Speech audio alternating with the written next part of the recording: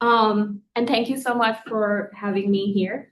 Last year I stood in the same room with my twine project, called Nameplates Home. This year I bring a total of four, with three of them new. And I want to begin with the question that links them all. The question that my praxis keeps circling, and the question I think digital humanities is uniquely positioned to ask, is this: what does it mean to make an archive of absence? Conventional forms have a way of rendering certain experiences unspeakable, not by silencing them outright, but by offering containers that cannot actually hold them. Even though I am a poet, in my view, the static page at times flattens the nonlinear rhythm of memory. And I say this because the standard archive privileges what was already considered worth preserving, which means that it tends to lose the domestic, the diasporic, and peripheral often. Therefore, my poetic practice has, for a long time, been concerned with what I call a poetics of absence, and the work, and through this work, I will show you the practice in which the digital form meets this poetics of absence, where I treat the digital medium as a site of reclamation, a site where the very fabric of memory, of grief, of inheritance, of injustice can be made navigable, and a site that can hold a mother's voice and a satellite map in the same room and ask the reader to become a navigator rather than just a recipient. So these are my four projects, and I have also housed my review at the bottom of the page. So let's start with the first one that I also presented on last year. So on this website, I've given brief descriptions of each of my project, and they lead to the project themselves. So for Nameplace Home, I hosted it on itch.io as a game. And this is the actual twine project. For some reason over here, it moves pretty fine. The pictures glide a little bit, but for some reason here, it doesn't have. So Nameplace Home is an interactive poetry chapbook built in twine with 9 poems from my manuscript and images that move through longing, cultural dislocation, and mother-daughter relationship, as it is shaped by South Asian silences. The reader clicks linked phrases in the poems that carry them across emotional and thematic terrain. So say, for instance, if you want to click here.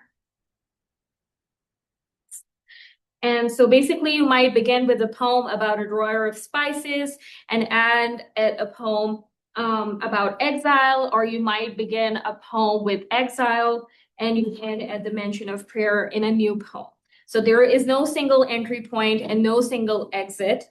I won't dwell on this one too much because I already presented it in depth last year. But I will say that working with this project taught me how a reader can be trusted to be a navigator as well, and that the shape of an experience is also part of what it says.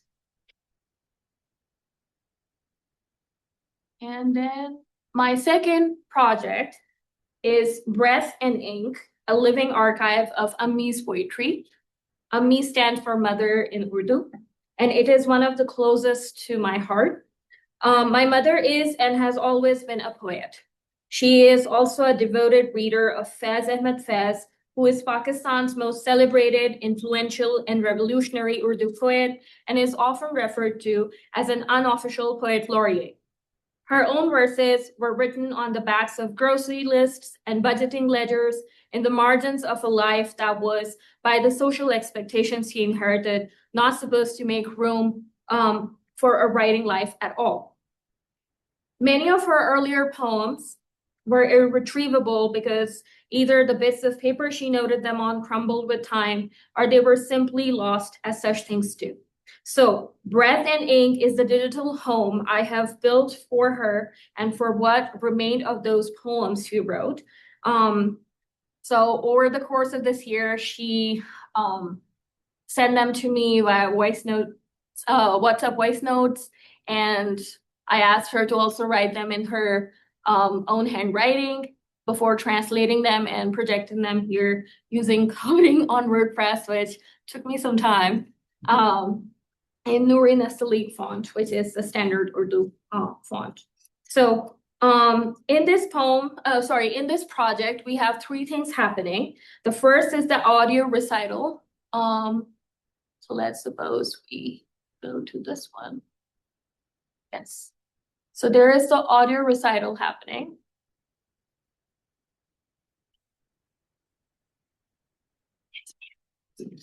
All of them are muted.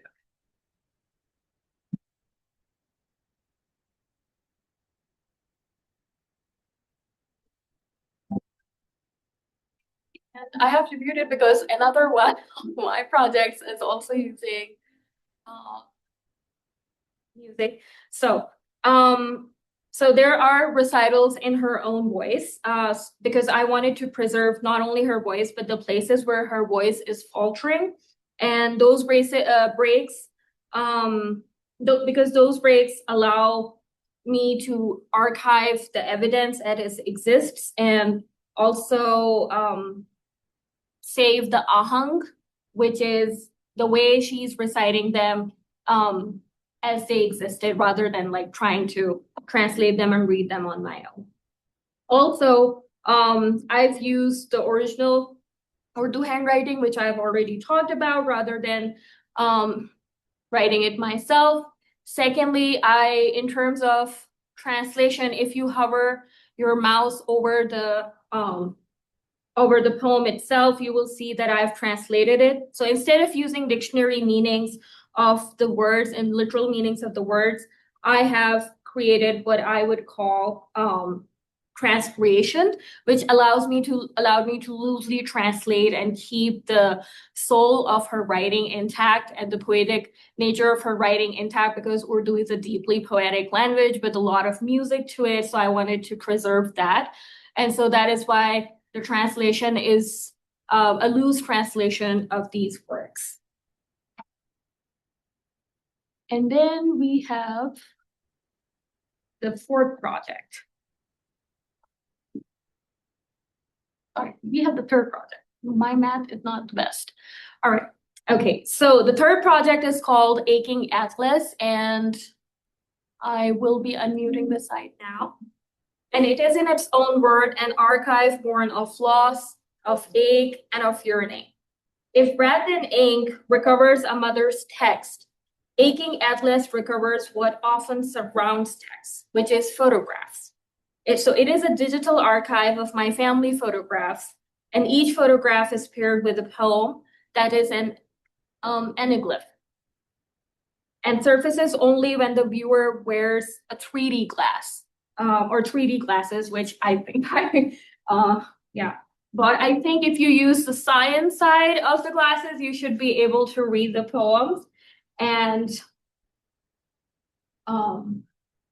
also, you may be hearing the music as well. So that is Apex Twin playing on a loop in the background because I wanted it to be an additional layer of this project as and allow the users to scroll past these pictures and these poems, and allow the music and the pictures to create their own associated things.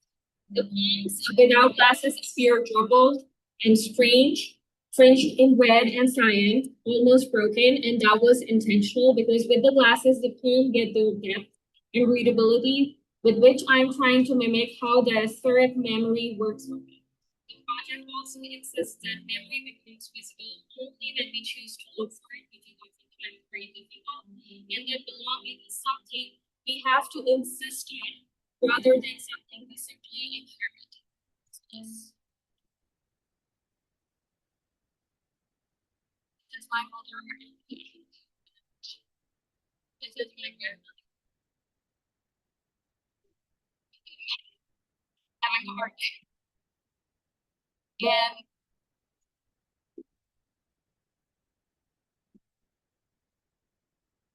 me and my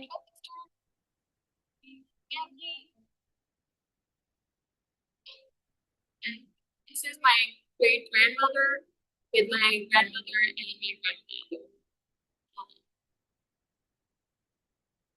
All right. And then I'm on to the fourth project. So my fourth project.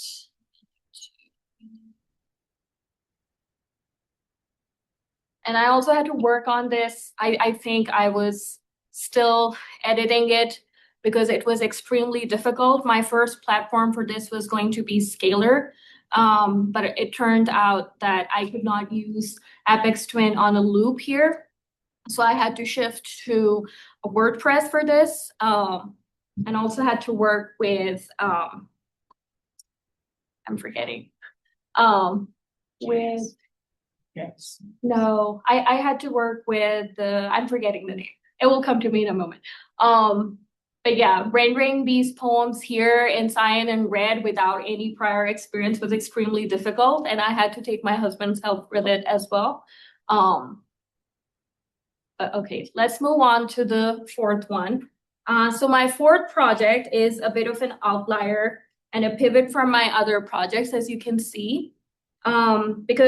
But I worked on it because my family was affected at the time with the floods in Karachi in Pakistan last year. And so climate catastrophe in Pakistan 2025 is an ArcGIS story map that I built last fall and functions as an archive of an entire country in a particular year, a country that has become a case studies in what climate scientists now call compound disasters. The story map moves district by district through Khyber Pakhtunkhwa and Punjab, Chadar Sada, Sawat, Shangla, Buner, Mansehra, and Jihlam.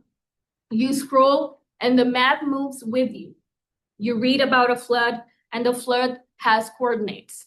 You read about a displaced community and you can see the district they were displaced from.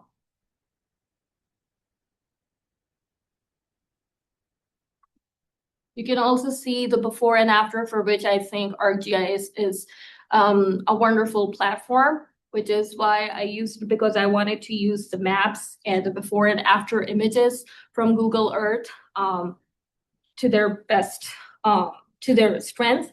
So perhaps the two most heartbreaking stories or moments from this project are June 27th and August 15th last year. On June 27th, 25th, a flash flood on the Sawat River swept away a group of 17 tourists, most of them members of a single extended family from Sialkot who had stopped along the riverbank for breakfast. On August 15th, in Bishnoi village, which is here.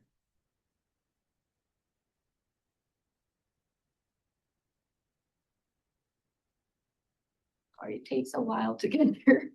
Okay. So a village in Bishnoi of Buner, a man named Habibun Nabi lost 18 members of his family in a single day. Where it is?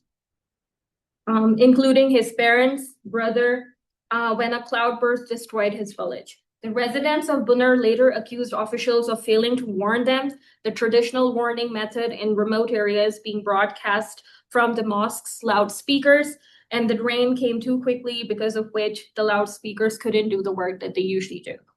I think the reason these specifics belong in a digital humanities collection is because Pakistan's climate story is increasingly a story of climate injustice. Our research on the 2022 floods found that human-caused climate change very likely intensified that monsoon rainfall by between 50 and 70%. More recent work has also confirmed the same pattern for 2025, which is to say that a country with relatively little historical responsibility for global emissions is the one bearing the consequences of decisions made elsewhere. And the story map is a form that allowed me to hold all of this together in one place. Okay. So with that, I thank you all for your patience as I moved rather digitally through all of this. Thank you so much.